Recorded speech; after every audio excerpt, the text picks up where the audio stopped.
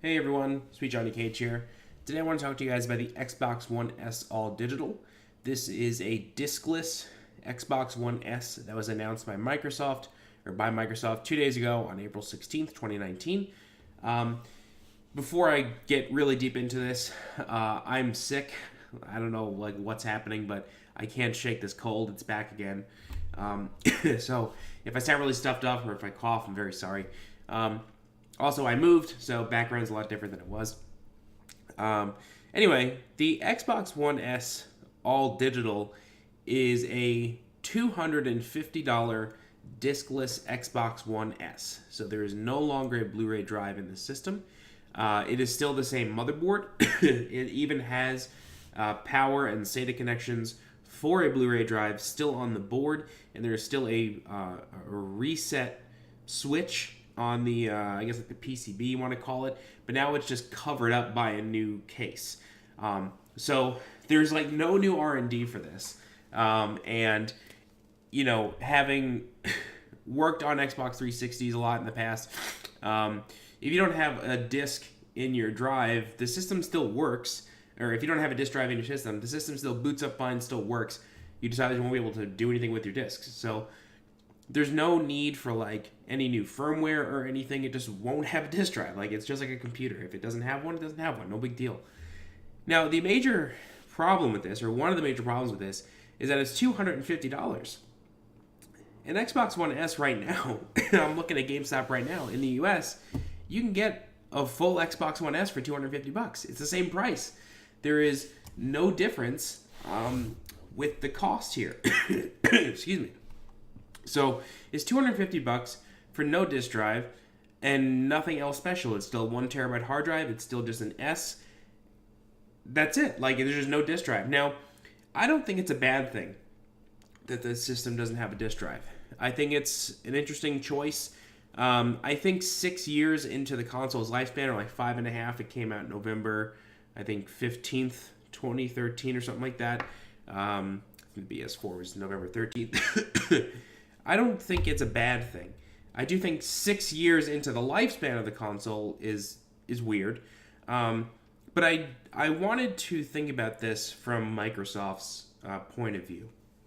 And from their point of view, you know, when the Xbox One was first announced, there was the whole Don Matrick drama where, you know, he said, you know, we have a console for offline players. It's called Xbox 360. Like, they were very much gung-ho on always online, all digital.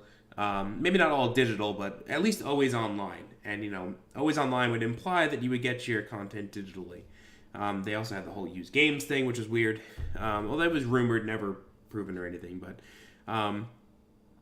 yeah, so Microsoft has very clearly wanted to, you know, go down this route of, you know, an always online, all digital sort of thing. So I feel like this Xbox One S All Digital, or Xbox One SAD, or SAD, is priming the pump. It's trying to get the consumer base ready for an all digital next generation. I don't think that's bad. I think it's an interesting play, but I still think that Microsoft is pushing for a future that the world is not ready for yet. And I don't mean to sound like weirdly sci-fi with that, but think about it, right? Like, unless you live in a major city, which is where the majority of people live, just population-wise, you probably don't have a ton of internet options. I have lived in New York. I now live in New Jersey, although very close to New York. Up here, I have fiber. I have Verizon Fios. It's a good service. I like it. It's a little expensive, but, you know, for editing 4K HDR content, I don't want to sit here with a 200 meg connection and have it take an hour to upload a video. You know what I mean? Like, I want to be able to push content out pretty quick. And it's just nice. It's a nice thing to have. Now, I also used to live in North Carolina and South Carolina. In North Carolina, we didn't have a fiber option in Charlotte. There was Google Fiber, but I lived like a mile short of where that gets cut off. Like, it wasn't available in all of Charlotte, just specific areas. And I was like a mile away from where it stopped being offered. So we had a typical like cable connection. And the connection was fine. It was fairly priced. I think it was like $50 for like, I don't know, maybe like 500 meg or something like that. I don't really remember. I only lived there for like 9 months. Excuse me. But when I moved in with my girlfriend in South Carolina, we had a company called Comporium. Now, mind you, Charlotte, North Carolina, and I'm sorry for the geography lesson, but it's relevant. Charlotte, North Carolina is like the southernmost city in North Carolina before you get to South Carolina in the U.S. So, like, where I lived in South Carolina was still only 20 minutes from Charlotte, North Carolina. We were still considered, like, the town we lived in was still considered, like, the Charlotte suburbs. Definitely, like, the outer reaches of the Charlotte suburbs, but, like, you know, it was still pretty close. Our only internet option, aside from, like, dial-up and maybe satellite internet, was a company called Comporium. And we paid $90 a month for 100 meg down, 5 meg up. And that was our only option for that price range. Now, mind you, here in New Jersey and in New York, I pay $90 a month with no contract for gigabit internet from Verizon. So, like, my speeds are literally 10x for the same price. 10x and, like, I guess, like, 200x. Like, crazy, you know what I mean? Like, for upload speed. So that was our only option. And now, mind you, we're not out in the sticks. We're in the suburbs. You know what I mean? It's not like we're in the country or anything, especially from me being, like, you know, from the New York area, like being from Long Island. I'm from the suburbs, so it wasn't like a weird place that we were living in. It's just that that's how that town worked, and that's the story for a lot of towns in this country, let alone the world, is that unless you live in a major city like New York, LA, Atlanta, Charlotte, Seattle, Chicago, you know, London, like major cities. Well, Charlotte's not that major, but you get the idea. Like, unless you're living in a hugely populated area, your internet options are very, very limited. And, you know, I have always maintained that physical media is necessary for these people. Because, I mean, look at Red Dead Redemption 2, right? Like, I didn't even play this game, but the install size on a PS4 is 99 gigs. 99 gigabytes. Could you imagine downloading that on a 100 meg connection or slower? Just say you're out in a rural area and your only option is satellite internet? Like, that's impossible. Plus, a lot of places in the country still, my girlfriend's parents have this out in, like, the rural area of South Carolina. They pay per gig. They have a rated data plan, almost like it's a cell phone. And there's a lot of places in Eastern Europe that have the same thing. They don't have unlimited internet. So, like, when I go to her parents' house, I don't really use the Wi-Fi because I don't want to jack up their bill. You know what I mean? Like, it's weird. It's very different coming from a metro area like New York and LA and wherever, and then, you know, finding out how the rest of the world lives. You know, it's very different. Now, having an all-digital console, to get back to this, having an all-digital console is not a bad thing. And it's obvious that Microsoft is trying to prime the pump for an all-digital option. I'm hoping it's an option for their next-gen console. I'm hoping that it is not like a mandatory thing. Because if it does, I think it'll fail. Because, well, yes, the majority of the population does live in major cities with decent internet options.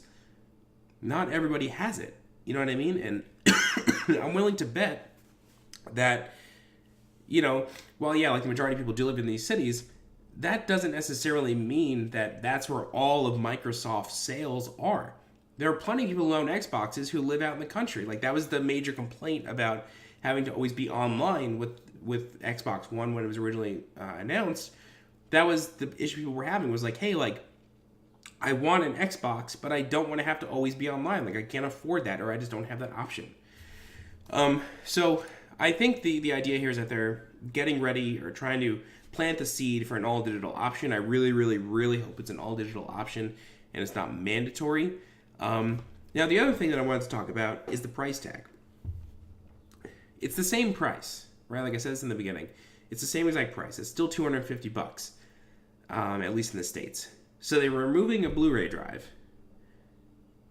not increasing the hard drive size, still 1 terabyte, not doing anything special in the package, not changing the firmware, not giving you a new chip for better performance, which is something they did in the 360. Not sure if they've done it in the Xbox One, but like the 360 had a few different processors in it throughout the generations that increased performance a little bit. Just made things load a little bit faster. It wasn't like a new graphics card or anything like that, but I think one of them was called Jasper. One of them was called, I can't remember the other name. Jasper just sticks out to me, but the chips were sort of updated. That is not the case in here. It's still the same exact hardware. So much so that it is literally the same hardware, just a different case with no drive inside. I guarantee you if you plugged in a Blu-ray drive into this thing and flashed the firmware to an Xbox One firmware, it would work fine. But the price is the same. So one of the things that I always thought the Xbox One, or felt that the Xbox One had over the PlayStation, was that it supported 4K Blu-rays. And I'm not sure what the camera's showing you. Yeah, so you can see behind me here, like, I haven't unpacked totally yet, but I have quite a lot of Blu-rays. And I haven't purchased any 4K Blu-rays yet, but only because of the price, but whenever I'm in Best Buy, I'm like, man, I have something that can play these. Maybe I'll get Blade Runner on 4K, right? Like, maybe I'll do that. But I never do. But I have the option, you know what I mean? Like, I have the ability to play them with an Xbox One X. Or Xbox One S. Like, this is the S model. This is the base model that has this. And the PS4 doesn't. Even on the Pro, it still doesn't support 4K Blu-rays. So they're removing that capability, which is one of the very few leg ups that it has over the PlayStation, in my opinion. At least base model. I know that the Xbox One X is a bit more powerful than the PS4 Pro. But, like, you're taking out this great feature for, media enthusiasts, I guess, if you want to call us, and you're still charging the same price. So I don't understand the sentiment here. The other thing, too, that really confuses me is, who is this for? Right? Like, who are they trying to sell this to? So I just want to move this over. My mic's here, I'm talking here. I don't know who this is for. Is this for the people who don't have an Xbox One yet? I mean, it's 6 years into the it's 6 years into the generation. I don't know how many people are buying a console now and would feel like they could choose between these, or would want to choose between a disc and a no disc. Like, it's the same price. Why not get the disc drive, right? Like, I don't know who this is for. And what's also interesting to me is that, well, yeah, this does not cost Microsoft anything in R&D really, except for, I guess, designing the new top half of the case, which, I mean, they're not really designing anything. They're just sort of covering up the disk drive, right? Aside from that sort of R&D, this does cost them money to put it on shelves. Patenting it, creating a new SKU, shipping it all out, manufacturing, this is costing them money. And I don't think they're going to recoup that cost, but it makes me wonder, do they want to recoup this cost? Or is this all just for Mindshare? Are they really just trying to get people to recognize, hey, all digital options are out there, and, we're going to support them? It's very, very strange. I'm trying to wait until E3. Excuse me again, I'm so sorry. I'm trying to wait till E3 to see what happens, but as luck would have it, on the day this was announced, the Wired article came out for PlayStation 5, the interview with Mark Cerny, and he said, we're going to support physical media. I don't know if it's going to be Blu-rays, I don't know if it's going to be something else. I mean, some games, are obviously bigger than 50 gigs, which is the capacity of a Blu-ray disc. I don't know what it's going to be. It will have an SSD or some sort of SSD, Mark Cerny was saying, for great load times, but it's just funny that, Microsoft is trying to get people ready for an all-digital future, and Sony is out here just saying, nah, it's okay. We'll still have discs. And the PlayStation has outsold the Xbox this generation. I think, I remember at one point it was 2-1. It's probably closer to 1.75 to 1 at this point, if I had to guess. It's a complete guess. I haven't looked in a long time. I do know that it outsold it, though. One other thing that I wanted to talk about with regard to connections is Stadia. So last month or earlier this month, it's been a blur, Google announced their entry into the gaming space proper with Google Stadia. And this is it's not necessarily a console, but it is a games as a service sort of thing. It's all streaming. If you were to look for, I'm just going to type it in right now, streaming requirements. So Google Stadia's speed requirement. This was in an interview with Kotaku. Stadia chief Phil Harrison said that in order to stream games at 1080p, 60 frames per second, it's recommended to have at least a 25 megabit internet connection. So again, like, just say you live out in a rural area, you're not going to have this option. Like, you cannot use Stadia. And that's a major concern, right? Like, and they're saying that this could be like a 4K streaming machine. Like, these connections don't exist. And I really have to wonder if companies like Microsoft and Google are just trying to, like, not force this down people's throats, but, like, I don't know, because, like, it really genuinely confuses me what these companies are trying to do with these consoles. Like, are they trying to market them to just people in cities who can, support this themselves?